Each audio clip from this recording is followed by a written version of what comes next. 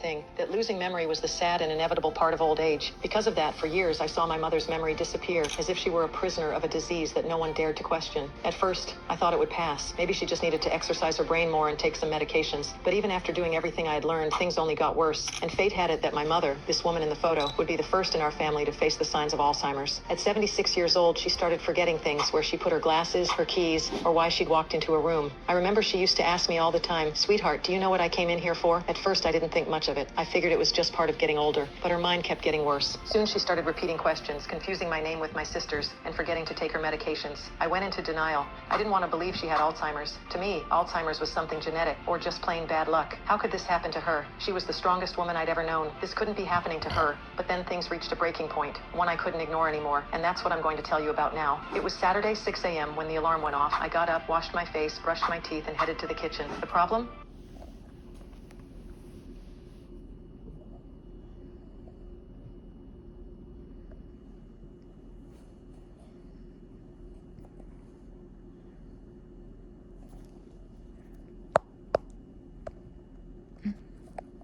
Nothing to eat. I went to my mom's room and saw her sleeping peacefully. I also checked in on my kids' room. They were fast asleep too. I thought, I'll just run out to the store real quick. I'll be right back. I mean, what could possibly go wrong? But when I got back, just 20 minutes later, the front door was wide open, like someone had broken in. My eyes widened and my heart started pounding like a racehorse. I ran in, panicked, with just one thought in my mind. Where are my kids? When I got to their room, thank God they were still there. And as the adrenaline wore off, I looked around and realized the house was untouched. That's when I went to look for my mom. I opened her bedroom door, but she wasn't there. Where could she have gone? Maybe she just stepped outside for a walk. I searched the streets, parks, bakeries, asked neighbors, but no one had seen her.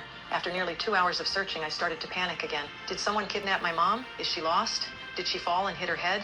My heart felt like it was going to jump out of my chest. I had no choice but to go to the police station and report her missing. I called my husband at work and told him what happened. Not long after he got home, we grabbed a photo of my mom and headed straight to the station. Once there, we explained everything and printed over 100 copies of her photo to spread all over the city. We checked hospitals, supermarkets, churches, anywhere we could think of. We even went to the city morgue. But despite all our searching, there was no sign of my mom.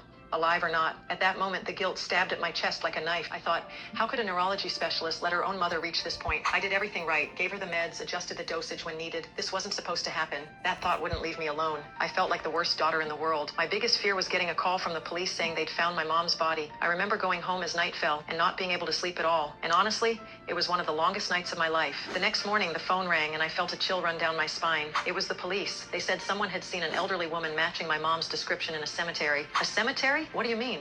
Is she even alive? I jumped in my car and rushed to the cemetery the police mentioned. When I arrived, I saw several patrol cars parked out front. I ran inside, and what I saw chilled me to the bone. There was my mom, sitting weakly beside my father's grave, holding a cup of water and a pill in her hand, begging him to take it and come home with her, all because she'd forgotten he died over 5 years ago. That moment shattered me. I cried like I'd never cried before. My mom's mind was slipping away, and every day it got worse. Even the strongest meds weren't helping. Worse yet, they just made her suffer more. Nausea, diarrhea, agitation, loss of appetite, and sleepless nights. We rushed her to the hospital. She was too injured and frail. It took a full week before she was stable enough to come home. I remember adding extra locks to the doors and hiding every key. Every morning I'd wake up and check if she'd wandered off or done something dangerous again. I was constantly on edge, and it consumed my entire life. I couldn't focus on work. I couldn't